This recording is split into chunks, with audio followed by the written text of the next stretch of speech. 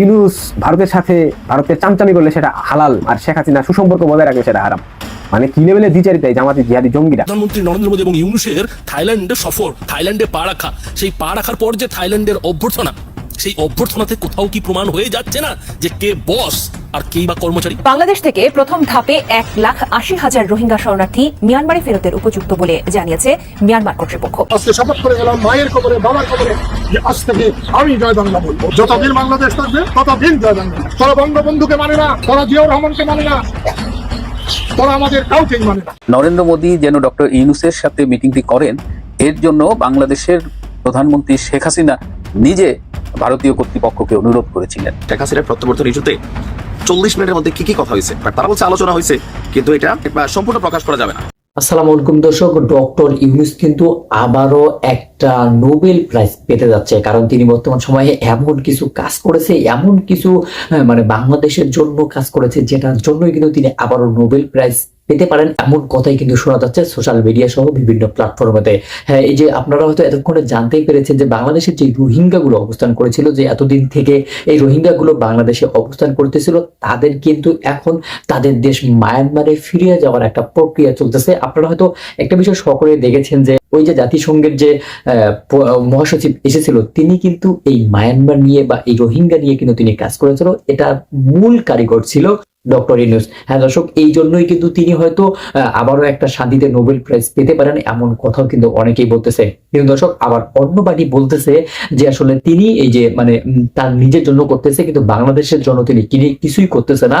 বাংলাদেশের অন্তর্বর্তীকালীন সরকারের প্রধান উপদেষ্টা হয়েও তিনি বাংলাদেশের এখন পর্যন্ত কোন কাজ করে নাই, বা এখন পর্যন্ত সংস্করণের যে কথাটা আসতেছে সেই কথা নিয়ে কোনো রকম কাজ করতেছে না, এমন কথাও কিন্তু আসতেছে সোশ্যাল মিডিয়ার মধ্যে। কিন্তু দর্শক, আজকের ভিডিওতে আমি আপনাদেরকে এমন কিছু বাছাইকৃত প্রতিবেদন দেখাবো, যে প্রতিবেদন গুলো দেখলে এবং শুনলে আপনারা রীতিমতো অবাক হয়ে যাবেন। এতদিন ভারতের বিরুদ্ধে বিষোদ্গার করছিল, ভারতের বিরুদ্ধে যুদ্ধের হুমকি দিচ্ছিল, ভারতের 7 সিস্টার্স ছিনিয়ে নেওয়ার কথা বলছিল, সেই মিডিয়াকে এখন এটা বড় করে ফলো করতে হচ্ছে যে প্রধানমন্ত্রী নরেন্দ্র মোদী ইউনূসকে সময় দিয়েছেন। সেই খবরের সত্যতা এখনো ভারতের তরফ থেকে কিছুই বলা হচ্ছে না। ভারতের যে বিদেশ মন্ত্রক, সেই বিদেশ মন্ত্রক কিন্তু এখনো এ ব্যাপারে কিছু জানে না, কিছু বলছে না যে সত্যি সত্যি প্রধানমন্ত্রী নরেন্দ্র মোদী ইউনূসকে বৈঠকের জন্য সময় দিয়েছেন কিনা। এতবার যে পায়ে পড়ছে, এত যে রিকোয়েস্ট করছে, তাতেও কি ভারতের মন গলছে না? ভারতের প্রধানমন্ত্রী নরেন্দ্র মোদীর কি মন গলছে না? এইটাই কিন্তু বাংলাদেশি মিডিয়া বারবার জোর দিয়ে প্রচার করার চেষ্টা করছে যে না, মন গলেছে। শেষ পর্যন্ত পাথর ইউনূসের কান্নায়, ইউনূসের একেবারে পায়ে পড়ে যাওয়াতে রাজি হয়েছে নরেন্দ্র মোদী ইউনূসের সঙ্গে বৈঠক করতে, কিন্তু তার সত্যতা এখনো যাচাই হচ্ছে না। যাচাই হোক বা না হোক, বাংলাদেশি মিডিয়া কিন্তু সেই খবর নিয়েই লাফাচ্ছে, লাফালাফি করছে। আর সেটা কি হবে, আদৌ শুক্রবার সত্যি সত্যি প্রধানমন্ত্রী নরেন্দ্র মোদী ইউনূসকে সময় দিয়েছেন কিনা, সেটা কিন্তু ভারতের তরফ থেকে এখনই কিছুই বলা যাচ্ছে না, কিছুই বলা হচ্ছে না। কিন্তু তার আগে এই যে প্রধানমন্ত্রী নরেন্দ্র মোদী এবং ইউনূসের থাইল্যান্ডে সফর, থাইল্যান্ডে পা রাখা, সেই পা রাখার পর যে থাইল্যান্ডের অভ্যর্থনা, সেই অভ্যর্থনাতে কোথাও কি প্রমাণ হয়ে যাচ্ছে না যে কে বস আর কেই বা কর্মচারী? দর্শক, আপনারা দেখলেন বিশেষ করে ভারতের প্রধানমন্ত্রী নরেন্দ্র মোদী এবং আমাদের প্রধান উপদেষ্টা মোহাম্মদ ইউনূসের ব্যাংকক যাত্রার সূচনাটা, এয়ারপোর্টের রিসেপশনটা, ভারতের প্রধানমন্ত্রীর বর্ণাঢ্য রিসেপশন আপনারা দেখলেন। তাকে এয়ারপোর্টে লাল গালিচা সংবর্ধনা দেওয়া হয়েছে, তাকে গার্ড অফ অনার দেওয়া হয়েছে, কিন্তু বাংলাদেশের প্রধান উপদেষ্টার লাল গালিচা সংবর্ধনা নেই, গার্ড অফ অনার নেই। আমিও তো সমান, 7টি জাতির সম্মেলন, আমিও তো বাংলাদেশ, আমি কম কিসে? হয়তো এই 7 জাতির মধ্যে সবচেয়ে প্রভাবশালী ভারত, কিন্তু আমাকেও তো সমান মূল্য দিতে হবে, কিন্তু আমি সমান মূল্য পেলাম না। এটি খুব গুরুত্বপূর্ণ একটি পয়েন্ট। কিন্তু আপনি খেয়াল করে দেখুন, বিমস্টেক সম্মেলনে সাবেক প্রধানমন্ত্রী শেখ হাসিনাও কিন্তু গেছেন, তার কপালে লাল গালিচা সংবর্ধনা জুটেছে, তার কপালে গার্ড অফ অনার জুটেছে। এই যে ছবিতে দেখুন, এই বিমস্টেক কখন থেকে যাত্রা শুরু হয়েছিল? 1997 সালের 6 জুন তৎকালীন প্রধানমন্ত্রী, বাংলাদেশের তৎকালীন প্রধানমন্ত্রী ছিলেন শেখ হাসিনা। বাংলাদেশ, ইন্ডিয়া, শ্রীলঙ্কা, থাইল্যান্ড, এই 4টি দেশ মিলিয়ে এটির যাত্রা শুরু হয়েছিল, এবং শুরুতে এর নাম ছিল প্রত্যেকটি দেশের নামের আদ্যাক্ষর দিয়ে Bangladesh, India, Sri Lanka and Thailand economic cooperation. পরবর্তীতে আরো 3টি দেশ মিয়ানমার, নেপাল, ভুটান এসে বিমস্টেকের সঙ্গে যুক্ত হয়েছে এবং যুক্ত হবার পরে এর নাম হয়েছে বে of Bengal initiative for multi sectoral technical and economic cooperation, যা বিমস্টেক। অর্থাৎ বাংলাদেশ এই বিমস্টেকের প্রতিষ্ঠাকালীন সদস্য। 4টি দেশ, এই 4টি দেশের প্রতিষ্ঠাকালীন সদস্য। এখন আসুন এই সেশন থেকে আগামী 2025 থেকে 2027 এই সেশন থেকে বাংলাদেশ বিমস্টেকের সভাপতির দায়িত্বে আসতে যাচ্ছে। অনেকে আবার ভাববেন কিংবা বাংলাদেশের মানুষকে একটা ভুল, একটা ভাওতাবাজি, একটা চিটিংবাজি ব্যাখ্যা দেওয়া হবে যে নোবেল লরিয়েট মোহাম্মদ ইউনূসের কারণে বিমস্টেকের সভাপতির পদ পর্যন্ত বাগিয়ে এনেছে ব্যাংকক থেকে। কিন্তু ভাই, এই ধারণাটা ভুল। বাংলাদেশের সাধারণ মানুষ যারা জানেন, যারা বোঝেন, আমি তাদের জন্য শুধু কথা বলি না, বাংলাদেশের সাধারণ মানুষের বুঝতে হবে যে ইউনূসের চেহারা দেখে এর সভাপতিত্বের দায়িত্বে আসে না। এর সভাপতিত্বটা কিভাবে নির্ধারিত হয়? প্রত্যেকটি দেশের নামের আদ্যাক্ষর অনুযায়ী, অর্থাৎ প্রথম অক্ষর অনুযায়ী সভাপতিত্বটা ঘোরে। এই মুহূর্তে থাইল্যান্ড এটির সভাপতি। এরপরে থাইল্যান্ডের পরে যে ঘুরে আসবে, আপনি দেখুন দেশগুলোর তালিকা এখানে আছে। সবার উপরে বাংলাদেশ, বি আদ্যাক্ষরে। বাংলাদেশের পরে ভুটান আছে, ইন্ডিয়া আছে, মায়ানমার আছে, নেপাল, শ্রীলঙ্কা, থাইল্যান্ড। এখন কে একদম নিচের দিকে আছে? থাইল্যান্ড। থাইল্যান্ডের পরে, থাইল্যান্ড যেহেতু শেষ হয়ে গেল, 7টা দেশের শেষ, আবার শুরুতে যাবে। কোথায় যাবে? বাংলাদেশে যাবে। এই সূত্রে বাংলাদেশ 2 বছরের জন্য বিমস্টেকের সভাপতিত্বের দায়িত্ব পাচ্ছেন। এরপরে বাংলাদেশের পরে ভুটান পাবেন, তারপরে ইন্ডিয়া পাবে, তারপরে মিয়ানমার পাবে, নেপাল পাবে, শ্রীলঙ্কা পাবে এবং সবশেষ আবারও থাইল্যান্ড পাবে। অর্থাৎ নামের আদ্যাক্ষর অনুযায়ী এটার সভাপতিত্ব সার্কেলই ঘোরে।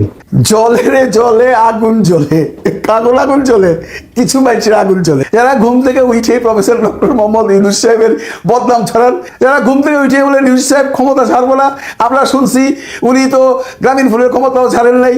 ওকে এত অপমান করার পরেও, ভারত সম্পর্কে বিভিন্ন উস্কানিমূলক বক্তব্য দেওয়ার পরেও ভারতের প্রধানমন্ত্রী যে এই অবৈধ অসাংবিধানিক সরকারের অন্তর্বর্তীকালীন সরকারের প্রধান ডক্টর ইউনূসের সাথে দেখা করবে, এটা ভারতবাসী পছন্দ করেনি। কিন্তু তারপরেও মিটিংটা হয়েছে এবং এখন আমি পরে জানতে পারলাম, যেটা আমি জেনে খুব অবাক হয়েছি, যে নরেন্দ্র মোদী যেন ডক্টর ইউনূসের সাথে মিটিংটি করেন, এর জন্য বাংলাদেশের প্রধানমন্ত্রী শেখ হাসিনা নিজে ভারতীয় কর্তৃপক্ষকে অনুরোধ করেছিলেন। শেখ হাসিনার ভাষ্য হলো যে বাংলাদেশের জনগণের সাথে ভারতের জনগণের বন্ধুত্বপূর্ণ সম্পর্ক এবং তাদের মধ্যে কোনো বিরোধ নেই। সুতরাং এই 2 দেশের মধ্যে এই আপাতত সরকার প্রধান তারা যেই হোক, তাদের একটা মিটিং হওয়া উচিত। এবং ডক্টর ইউনূস আজ আছেন, কাল থাকবেন কিনা তার নিশ্চয়তা নাই, কিন্তু 2 দেশের যে মুক্তিযুদ্ধের মধ্য দিয়ে 2 দেশের যে সম্পর্ক স্থাপিত হয়েছে এবং সেটাকে অতীতে এগিয়ে নেওয়া হয়েছে, সেই জায়গা থেকে শেখ হাসিনা নরেন্দ্র মোদীকে কনভিন্স করার চেষ্টা করেছেন যে এই মিটিংটি তার করা উচিত। কিন্তু এরপরেও ভারতীয় কর্তৃপক্ষ এবং নরেন্দ্র মোদী রাজি হননি, কারণ সম্প্রতি চীনে গিয়েও ডক্টর ইউনূস এমন কিছু কথা বলেছেন যেটা ভারত খুব ক্ষুব্ধ প্রতিক্রিয়া ব্যক্ত করেছে এবং তারা মনে করেছে যে বাংলাদেশের এই 7 স্টেটস সম্পর্কে, নর্থ ইস্ট রিজিয়নের 7 স্টেট সম্পর্কে যে ভারতের এই 7 রাষ্ট্র সম্পর্কে যে মন্তব্য করেছে, চায়নাকে প্রলুব্ধ করেছে, তো এই বিষয়গুলো বাংলাদেশের এখতিয়ারের মধ্যে পড়ে না। সো ভারত রিয়াক্টেড স্ট্রংলি এবং ভারত মনে করেছে এরপরে আসলে ডক্টর ইউনূসের সাথে মিটিং করার কোনো অর্থ হয় না। তারপরেও শেখ হাসিনা বুঝিয়েছেন যে যদি ভারত ইউনূসের সাথে মিটিং না করে, তাহলে ইউনূস বলবে যে দেখো ভারত আমাদের সাথে সুসম্পর্ক চায় না। এটা দেখিয়ে সে বাংলাদেশকে চীন এবং পাকিস্তান ব্লকে আরো সহজে নিয়ে যেতে পারবে। সো এই ব্যাপারটা যেন সহজে ডক্টর ইউনূস না করতে পারে, এই জন্য হলেও ভারতের একটি মিটিং করা উচিত। এবং অবশেষে শেখ হাসিনা নরেন্দ্র মোদীকে অনুরোধ করে রাজি করাতে পেরেছিলেন যে এই মিটিংটা করা উচিত এবং সেই অনুরোধের প্রেক্ষিতে নরেন্দ্র মোদী শেষ মুহূর্তে ডক্টর ইউনূসের সাথে একটি সাইডলাইন বৈঠক করতে রাজি হয়েছিলেন এবং সেই মিটিংটি গতকাল আমরা হয়েছি। সো মিটিং এর পেছনে এই শেখ হাসিনার এই ভূমিকাটা, এটা যখন আমি জেনেছি, আমি আসলে খুবই অবাক হয়েছি যে মানে দেশপ্রেম কোন লেভেলে থাকতে পারে যে ডক্টর ইউনূস তাকে এমন ভাবে অসম্মান করছে, প্রতিনিয়ত শেখ হাসিনার বিরুদ্ধে বিষোদ্গার করছে, আর বিনিময়ে শেখ হাসিনা কিন্তু বাংলাদেশটাকেই প্রাধান্য দিলেন এবং সেই অনুযায়ী তার অবস্থান থেকে নরেন্দ্র মোদীকে অনুরোধ করে রাজি করালেন গতকালের মিটিং এর জন্য। ওই মিটিং এ ডক্টর ইউনূস একটু চেষ্টা করেছিলেন শেখ হাসিনাকে ফিরিয়ে দেওয়ার ব্যাপারে, মোদির সাথে আলোচনা করার ব্যাপারে, কিন্তু ভারতের পক্ষ থেকে, নরেন্দ্র মোদীর পক্ষ থেকে এই ব্যাপারে কোনো আগ্রহ দেখানো হয়নি এবং এই ব্যাপারে আলোচনাও করা হয়নি। পরবর্তীতে আমরা দেখলাম যে নরেন্দ্র মোদীর এক্স হ্যান্ডেলে ছোট্ট করে এই মিটিং সম্পর্কে লেখা হয়েছে এবং সেখানে বলা হয়েছে দ্বিপাক্ষিক স্বার্থ এবং সীমান্ত নিরাপত্তার কথা আলোচনা করা হয়েছে। মারি সত্যি বলছি, সুড়িয়ে কিন্তু একদম লাল করে দেবো, বাঙালিটা সুড়াতে পারে ভালো। যাই হোক, শোনো, একটু আদা জল খাও আর বানানটানা একটু শুদ্ধভাবে রেখো। মারি গালি যখন দিচ্ছ সঠিকভাবে দাও, সব যা তো হলো, গালি পারো না, অশিক্ষিত মূর্খ। যাই হোক, কথা বলছি, গতকালকে আমাদের প্রধান উপদেষ্টা ডক্টর মোহাম্মদ ইউনূসের সাথে ভারতের প্রধানমন্ত্রী নরেন্দ্র মোদীর যে বৈঠক নিয়ে মোটামুটি এশিয়ার অঞ্চলগুলোতে তোলপাড়। শেখ হাসিনার তো কিছুটা টেনশন হচ্ছেই, খুবই স্বাভাবিক, জেলাসির ইস্যু থাকবে যে মোদী কেন মানে ডক্টর মোহাম্মদ ইউনূসের সাথে গিয়ে হাত মিলাইলো। এটা পলিটিক্যাল পয়েন্ট অফ ভিউতে ওনার চিন্তা হওয়াটা খুবই স্বাভাবিক। বা আওয়ামী লীগের নেতাকর্মী যারা আছেন, দেশ বুঝি না, আগে মানে ভারত বা অনেক দলের কর্মীরা আছেন, দেশ বুঝি না, আগে পাকিস্তান জিন্দাবাদ, এই টাইপের যারা আছেন, এদের আসলে বুঝাইতে আমরা অক্ষম। বাট আমরা কোন জায়গাতে ফোকাস করতেছি, মানে ডক্টর মোহাম্মদ ইউনূসের সামনে ব্যক্তি ক্যারেক্টার, আপনি যদি ব্যক্তি দেখেন, দেশ বাদ দেন, ভারতের প্রধানমন্ত্রী আবার যে কোনো কেউ হইলে তার ওজন হয়ে যাবে, তিনি ভারতের প্রধানমন্ত্রী। বাট ব্যক্তিত্বের জায়গা থেকে doctor Mohammad Yunus as a person, as a scholar, as a Nobel laureate, as a তার বিচক্ষণতা, এটা আকাশ। আর নরেন্দ্র মোদী ভারতের প্রধানমন্ত্রী হিসেবে তিনি তার দেশের জন্য অনেক উঁচু হইলেও, বাট দুইটা প্রদীপ যদি আমরা তুলনা করি, সেখানে এই প্রদীপটা অনেক মানে কি বলা হয়েছে, ধীর গতিতে বা নিভু জ্বলতে থাকা একটা প্রদীপ। এখন ডক্টর মোহাম্মদ ইউনূসের সামনে যখন গতকালকে নরেন্দ্র মোদী সাক্ষাৎ করলেন, একটা কথা যখন তিনি বললেন, আমার কাছে মনে হয়েছে এটা ডরে ভয়ে বলছেন, অথবা মুখ রক্ষার খাতিরে, অথবা I don't know Y, but তিনি বলছেন। আর এটা বলা ছাড়া কোনো গতিও ছিল না। শেখ হাসিনার প্রত্যাবর্তন ইস্যুতে একটা কথা চলছিল, এর পাশাপাশি এখানে কথা চলছিল যে বাংলাদেশকে ভারত কি সাপোর্ট করে নাকি কোনো রাজনৈতিক দলকে সাপোর্ট করে, বিশেষ করে শেখ হাসিনাকে আশ্রয় দেওয়া অথবা এই যে রাজনৈতিক অ্যাক্টিভিটিস গত 7 মাস যা ঘটছে দুই দেশের মধ্যে বিবাদমান দূরত্ব সবকিছুর পরে। তো মোদী বলছে যে ভারত বাংলাদেশে কোনো নির্দিষ্ট দলকে, মানে নির্দিষ্ট কোনো দলকে সাপোর্ট করে না। তো কাকে সাপোর্ট করে? নরেন্দ্র মোদী বলছেন যে ভারত বাংলাদেশের নির্দিষ্ট কোনো দলকে না, বরং বাংলাদেশের জনগণকে, জনগণের সাথে আছে তাদের সম্পর্ক, মানে বাংলাদেশের জনগণের সাথে ভারতের সম্পর্ক। আর এছাড়া এর বাহিরে এখানে যে আলোচনাগুলো আসছে যে ডক্টর ইউনূস বলছেন যে ভারতের সঙ্গে সম্পর্ককে যথেষ্ট মূল্য দেয় বাংলাদেশ, দুই দেশের মধ্যে বন্ধুত্ব, পারস্পরিক ইতিহাস, ভৌগোলিক অবস্থান, সাংস্কৃতিক সম্প্রীতির উপর প্রতিষ্ঠিত। তারপর ৭১ ইস্যুতেও তিনি কৃতজ্ঞতা জ্ঞাপন করেছেন ভারতের ভূমিকার জন্য। তো এর বাহিরে মোদীর সাথে শেখ হাসিনার প্রত্যর্পণ ইস্যুতে কি আলোচনা হয়েছে, এটা নিয়ে ভারতের যিনি ব্রিফিং করেছেন তিনি কিন্তু খুব বেশি কথা বলেন, নিশ্চয় আপনারা দেখছেন। ভারতের যিনি মানে প্রধানমন্ত্রীর যিনি উপদেষ্টা আছেন বা যিনি এটা নিয়ে ব্রিফ করছেন, তাকে সাংবাদিকরা জিজ্ঞেস করছে যে শেখ হাসিনার প্রত্যাবর্তন ইস্যুতে 40 মিনিটের মধ্যে কি কথা হয়েছে। তারা বলছে আলোচনা হয়েছে, কিন্তু এটা মানে সম্পূর্ণ প্রকাশ করা যাবে না। এখন কেন করা যাবে না সেটা আমরা জানি না। হয়তো ডক্টর মোহাম্মদ ইউনূস বাংলাদেশে আসছেন, গতকালকে রাত্রে তিনি বক্তব্য দিলে আমরা হয়তো বিষয়টা আরো ক্লিয়ার হব।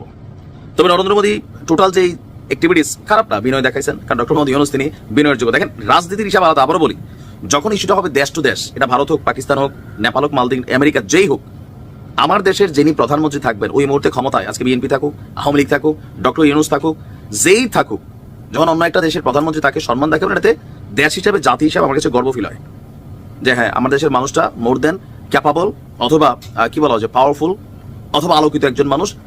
আর ওই যে রাষ্ট্রের প্রধান, এখন দেখেন ট্রাম্প পাগলা, কিন্তু আমেরিকার প্রধান সে প্রেসিডেন্ট, তারে সারা পৃথিবী এখন চাটবে, এটা আলাদা। কিন্তু কোয়ালিটিতে, ব্যক্তিত্বের জায়গায় আমার কাছে মনে হয় যে ডোনাল্ড ট্রাম্প আর কানাডার জাস্টিন ট্রুডোর মধ্যে আকাশ পাতাল পার্থক্য। বাট হু কেয়ার, আমেরিকার সে প্রেসিডেন্ট, তাই না, আর জাস্টিন ট্রুডো কানাডার প্রধানমন্ত্রী। সো এই জায়গাতে আকাশ পাতাল পার্থক্য আছে।